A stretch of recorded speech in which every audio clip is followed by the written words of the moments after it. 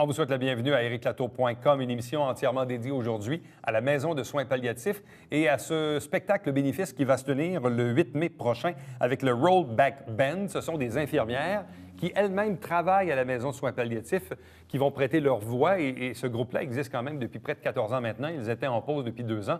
Ils ont retrouvé des nouveaux musiciens pour repartir le truc. En même temps, c'est pour une bonne cause. C'est la Maison de soins palliatifs qui, quand même, à chaque année, il y a tout près de 300 personnes qui passent dans cette maison. On a une quinzaine de lits. Très important de les supporter et que la communauté soit derrière eux.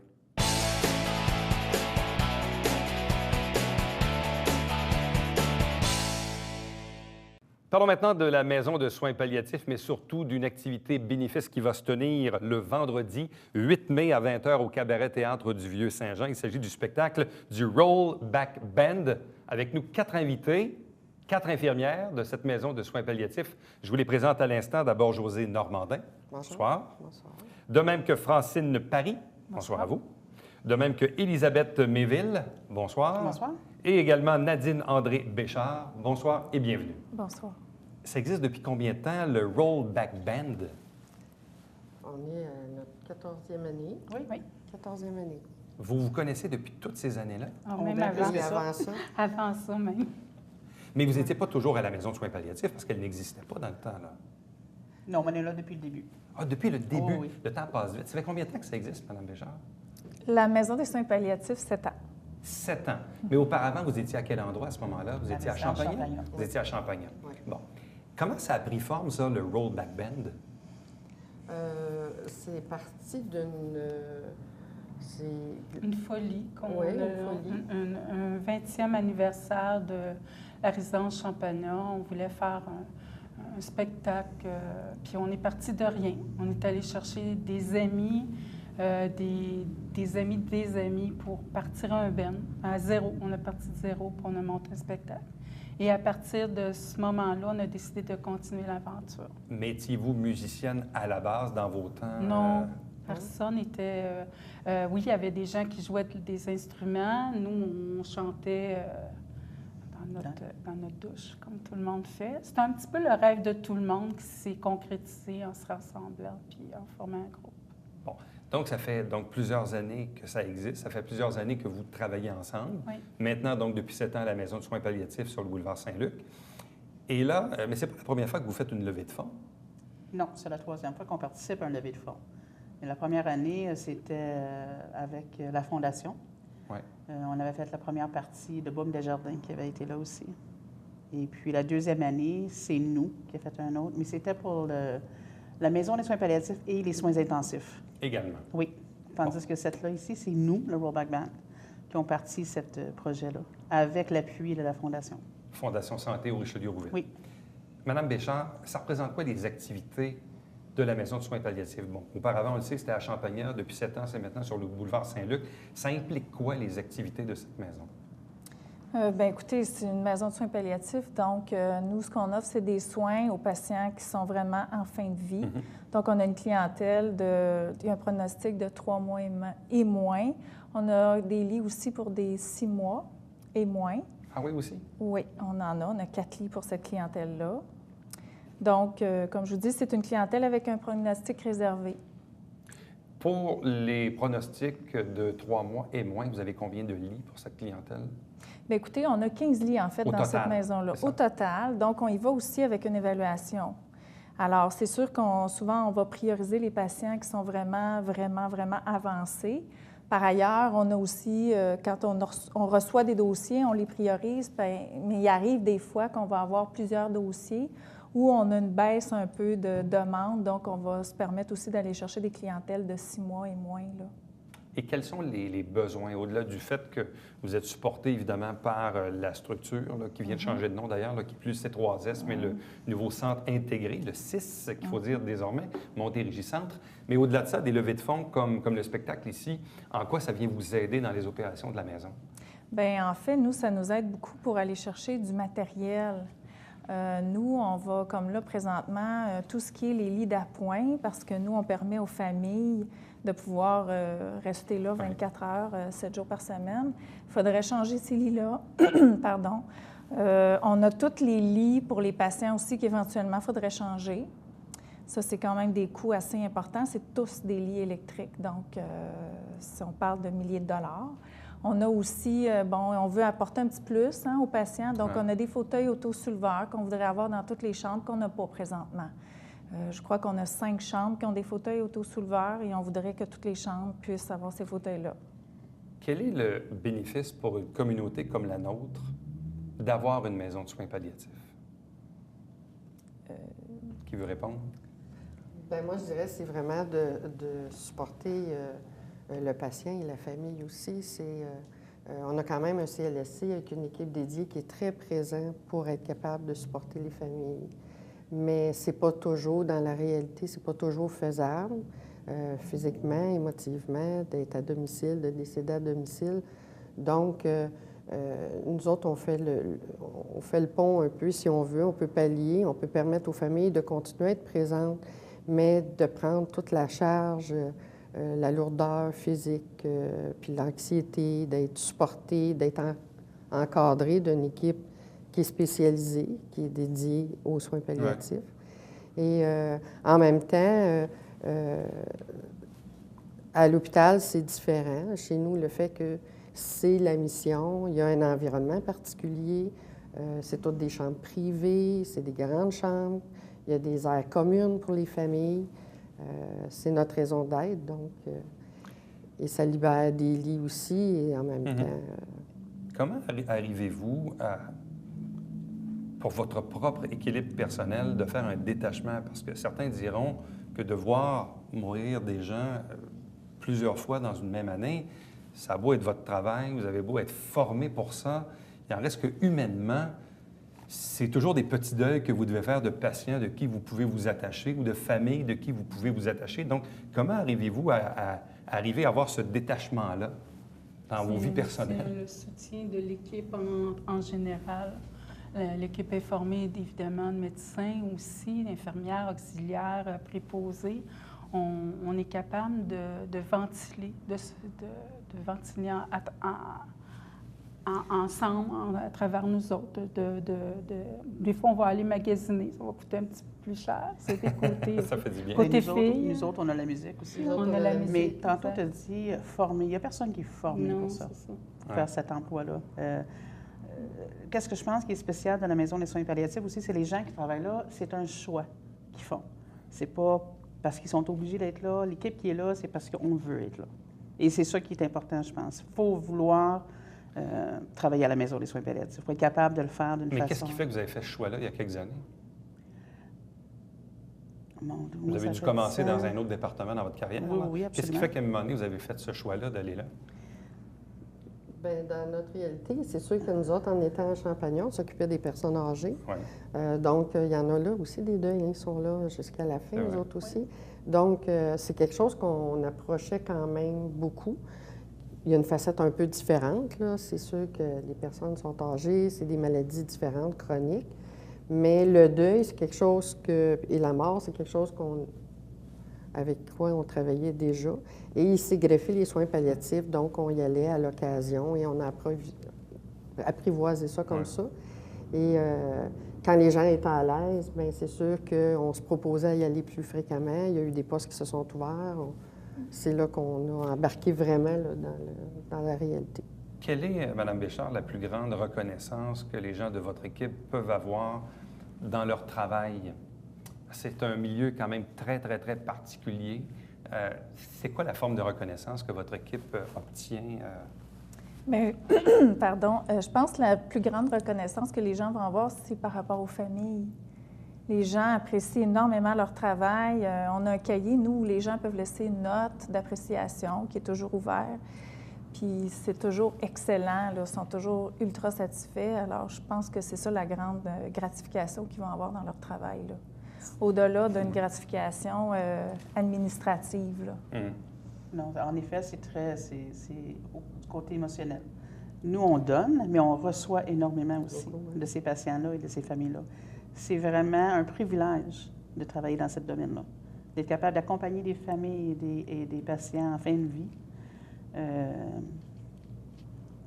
Je n'ai pas de mots pour te dire qu'est-ce que ça peut... confiance, hein, C'est une drôle de question, Mme Béchard, mais existe-t-il une liste d'attente? Et si oui, est-ce que malheureusement, il y a des personnes qui voudraient terminer leur jour à la maison qui ne pourront pas le faire, faute d'espace? Oui. Puis vous savez, ça arrive par période. Hein. Il y a des périodes où on a énormément de demandes, il y a des périodes où on en a moins. Les périodes où on a beaucoup de demandes, oui, il y a des gens malheureusement qui n'auront pas la chance de venir à la maison des soins palliatifs. C'est la réalité. Ça doit être un brise-cœur total quand vous êtes confronté à ça. Oui, mais en même temps, c'est sûr que nous, on ne les voit pas nécessairement, ces gens-là. Comprenez? Nous, on a une demande qui est papier, on l'évalue, puis on choisit en fonction du pronostic, là. Mais effectivement, il y a des gens qui peut-être auraient pu bénéficier de nos services. Malheureusement, ils n'ont pas eu la chance. Là, il faut que je vous pose la question. Avez-vous regardé Nouvelle Adresse, le téléroman Radio-Canada?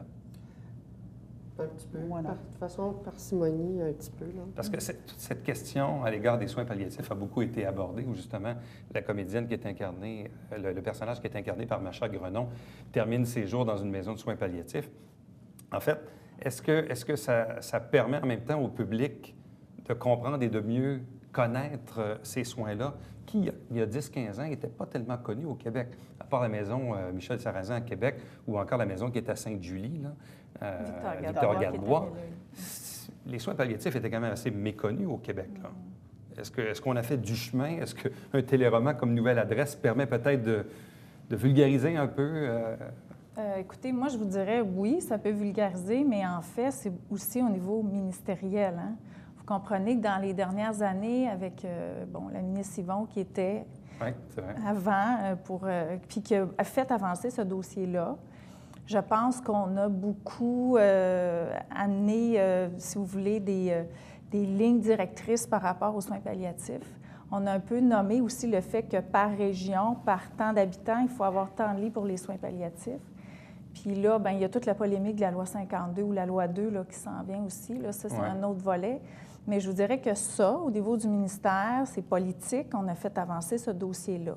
Je pense qu'on a mis une importance sur les soins palliatifs parce que c'est une réalité, là. Mais est-ce que le fameux projet de loi dont on parle de mourir dans la dignité, est-ce que ça va changer votre façon d'administrer des soins de fin de vie?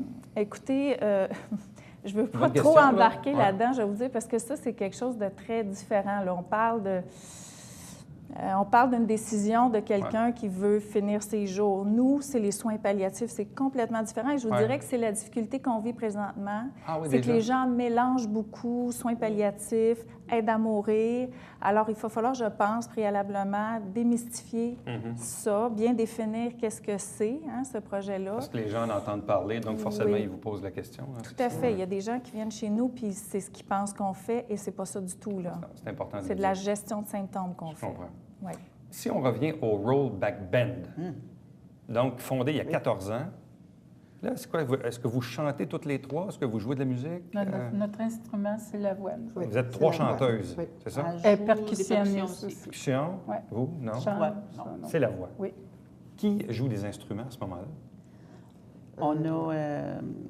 On vient de changer deux de nos musiciens aussi, mais il y a Claude Sauvé qui joue à la basse. OK. À la batterie, c'est Georges. Georges. Je ne suis pas capable de vous dire il va se reconnaître. Il va se reconnaître. Exactement. Il y avait un Georges dans les Beatles aussi. Il ne sera pas fier de moi. Il Il ne sera pas fier de moi. Puis à la guitare, c'est Yves Lamoureux. Yves Lamoureux. Bon. Oui. Comment vous les avez recrutés? Comment se sont-ils joints à vous? Bien, ça, nous autres, dernièrement, ça fait quand même 2 ans qu'on ne s'est pas produit. Et quand on a décidé de faire ce projet-là pour la Maison des soins palliatifs, on était à la recherche d'un guitariste et d'un drummer. Et c'est à travers les musiciens. Francine, elle connaissait quelqu'un, Facebook. Okay. Bon, on a lancé une invitation, puis il a répondu. Donc, vous avez fini par trouver vos musiciens. Oui. Exactement. Bon. Puis vous chantez quoi? On chante des 50, 60, 70, qui est un peu l'histoire du rock'n'roll. Donc, on va chanter Elvis, les Beatles, CCR. Des chansons aussi qui nous amènent à faire des chansons à voix, parce qu'on aime beaucoup les harmonies. C'est ça, est-ce que vous chantez individuellement ou vous chantez les trois en même temps? Bien, les leads changent à chaque fois. Fait que le chanteur qui va devenir principal, ça va être Francine une fois. Vous allez alterner. On a aussi un autre chanteur, André, qui joue aussi Il joue aussi le saxophone, l'harmonica, la flûte traversière. Oui, Tout. Percussion. dans le fond. Oui. Parce qu'au total, vous êtes quoi? Vous êtes 7? Sept. 7 sur la scène. Oui. Oui. Puis là, ça fait 2 ans que vous n'êtes pas produit. Oui, Avez-vous commencé à pratiquer un petit peu? certainement. Oui. C'est revenu? Oh, c'est Oui. revenu. On ne perd pas ça. Quel est le plaisir que vous éprouvez quand vous chantez? La complicité. Oui. On est complice dans la vie, on est complice au travail et on est complice à la musique aussi. On se rejoint dans tous les domaines.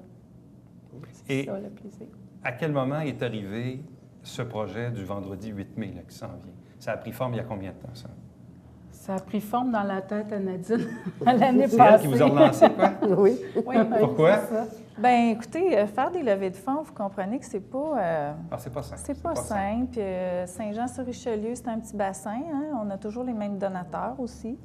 Donc, il fallait trouver une façon de faire une levée de fonds qui allait attirer les gens. Donc, moi, ce qui est facilitant, c'est que c'est des filles qui travaillent à la Maison des soins palliatifs. Donc, c'est quand même intéressant. Ils sont connus parce que les 2 fois qu'on a fait des levées de fonds, on peut dire que ça a groové, hein? Ça a levé. C'était intéressant. Les gens ont beaucoup apprécié. Puis, je sais que les 3 filles, ils aiment ça, faire de la musique. Fait que là, j'ai dit, ça va peut-être être une façon de repartir ça. Fait que j'ai relancé l'idée, puis finalement, bien, ils ont embarqué. Ils ont dit, ouais, c'est une bonne idée. Fait que Mais ça on est nous rendu tient là. à cœur aussi. Le projet nous tient à cœur. Exactement. Oui, tout à fait aussi, là. Hein. Donc ça, dans le fond, ça a repris forme dans la dernière année, c'est ça? Vous avez Oui. commencé à parler de ça à quel moment? À l'automne, quoi? Après les fêtes. Après les fêtes? Janvier, Après les vraiment. Après les fêtes. Oui. Est-ce qu'il y a eu un grand questionnement ou c'est... Pas vraiment. la réponse a été assez rapide? C'était facile. Pour nous, déjà, c'était oui. Il s'agissait de trouver les musiciens, Les musiciens. Qui nous manquaient puis qui avaient le goût d'embarquer dans l'aventure. Qu'est-ce que ça demande de préparer un spectacle comme celui-ci? Parce que ça dure quoi, 1h30, 2 heures peut-être? Là? Un bon Je sais pas, vous allez Sur faire deux quoi, heures une et demie à peu trentaine de près. chansons peut-être? Là? Oh, plus que ça. Plus que ça, Cinquantaine. Pas loin de 50. 50. oui. 50 chansons. Oui. C'est de la préparation, Oui. ça. Comment on se prépare à ça? Bien, je pense que chacun fait son petit bout à la maison. On écoute beaucoup, merci à nos familles d'entendre à peu près 60 fois la même chanson. Là. Mais c'est comme ça. Mais nous, déjà, toutes les pièces qu'on fait, on les connaît.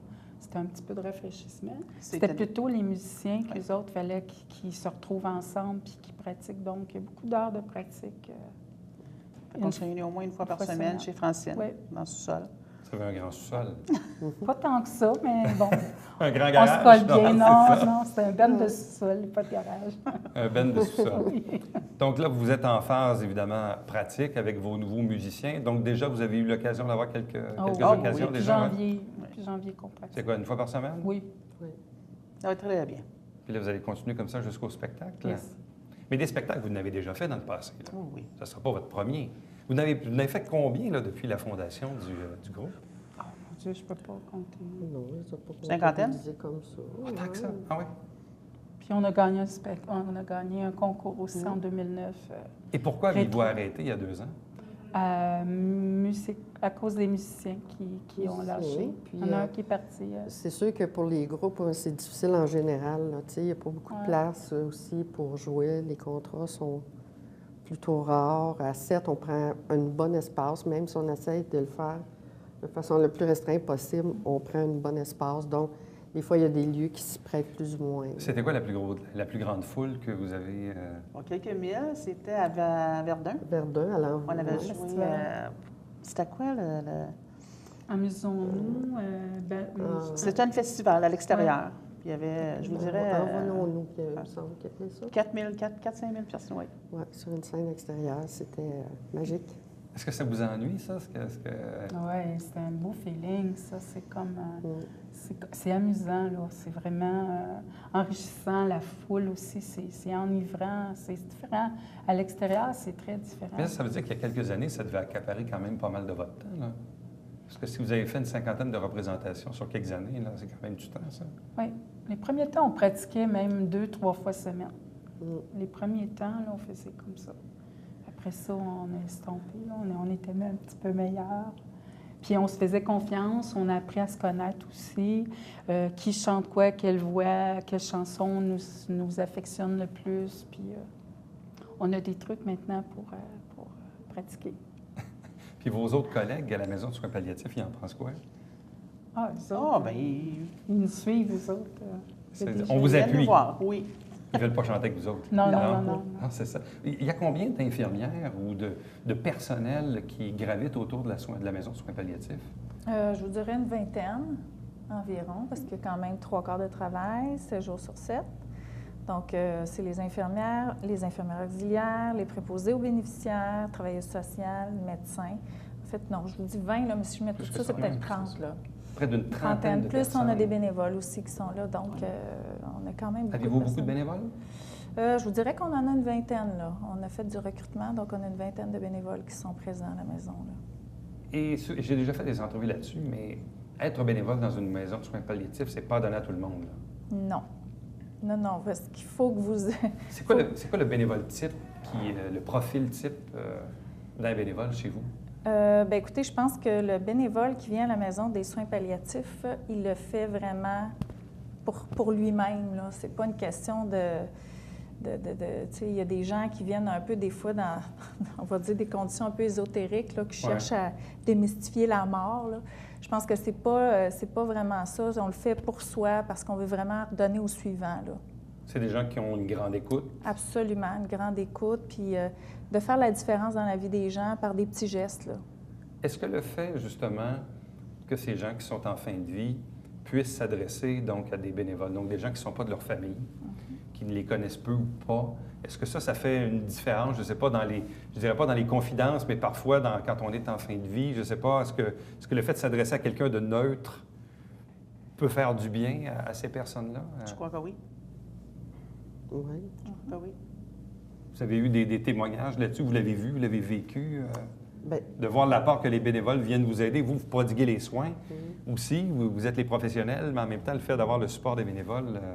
bien, c'est sûr que je ne suis pas bénévole, fait que c'est sûr qu'en s'adressant à eux autres, on serait plus certain. J'imagine que ça leur arrive aussi. Des fois, ils nous rapportent des choses ou des observations qu'ils font, ça peut nous aider. Mais nous autres, pour le vivre aussi, on se rend compte que souvent, quand on est aux soins, on est là aussi pour l'écoute, on est là à rassurer. Ils vont des fois nous parler à nous, dire des choses qu'ils n'osent pas dire à leur famille, de peur des blessés, de peur des inquiétés. Donc, j'imagine qu'avec les bénévoles, ça arrive aussi, là. Donc, le Rollback Band, de retour, existe depuis 14 ans maintenant, donc 2 ans de pause avec des nouveaux musiciens. Donc, 3 infirmières de la Maison de soins palliatifs, accompagnées bien sûr de Mme Béchard. Vous ne chantez pas, hein? Non? Non, je chante pas. Ah, il y a une petite pause, là. Elle chante, par exemple. Oui. Elle ne chantera pas au spectacle. Non. Donc, c'est bel et bien le vendredi 8 mai à 20h au Cabaret Théâtre du Vieux-Saint-Jean. Au profit, donc, c'est une levée de fonds organisée par la Fondation Santé Rochelieu-Rouville pour le bénéfice de la Maison de soins palliatifs du territoire ici, qui est située sur le boulevard Saint-Luc. C'est 25 $ du billet. Les gens qui voudraient bien sûr se procurer des billets, fondationsanté.com, 359-5777, ou chez Matelas Multi également. Est-ce qu'il y a d'autres endroits pour se procurer les billets? Oui, à la Allez-y. Maison des soins palliatifs. À la maison. À la maison Nous autres, on y a directement. toujours. J'aimerais aussi préciser que si jamais les gens ne peuvent pas assister au spectacle, que les dons sont acceptés. prenez les dons aussi. pareil. Absolument. Oui, bien sûr. On donne des reçus d'impôts aussi. Et peu importe le montant. Est-ce que vous allez venir chanter à la maison? C'est ça, non?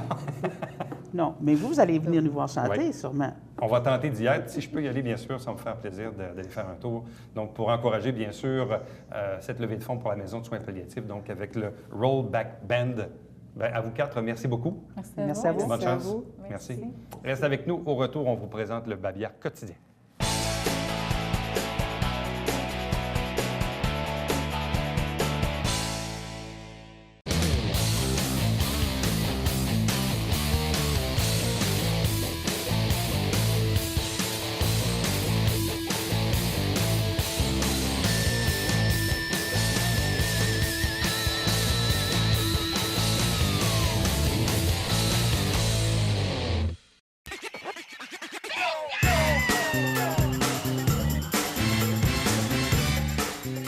Pour vous divertir dans le confort de votre foyer, Télé Bingo TVHR, tous les dimanches matins, 9h30, avec votre meneur de jeu, Alain Rameau.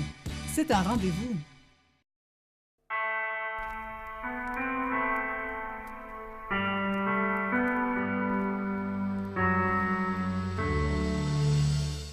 Coulisses Bêta, version 3.0, jeudi, 19h.